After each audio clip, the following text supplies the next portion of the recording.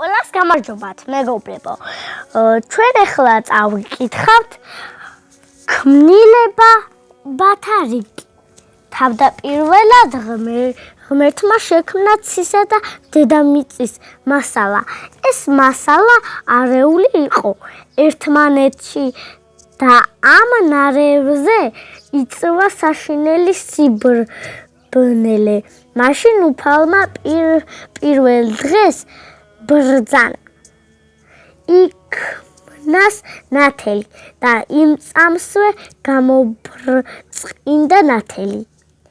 ნათელი გაჰყო სიბნელისაგან. პირველს უწოდა დღე და მეორეს ღამე. მეორე დღეს უფალმა ბრძანა გაჩნდეს ცა და ერთი თვალის დახამხამებაში გაჩნდა ხილული ცა და ერთი თვალის დახამხამებაში გაჩნდა ხილული ცა და გადაეკრა დედამიწას. მოლურჯო გუმბათითვის მესამე დღეს.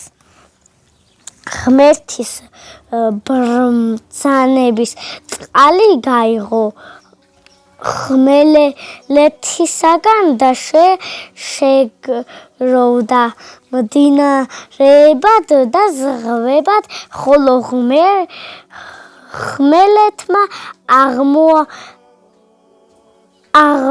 აღმოაცენა ბალახი, ხეხილი და ყველა მცენარე.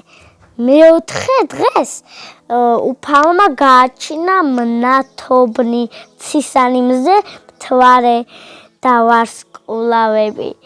მეხუთე დღეს შექმნა თევზნი წყალში და ფრინველცხოველი.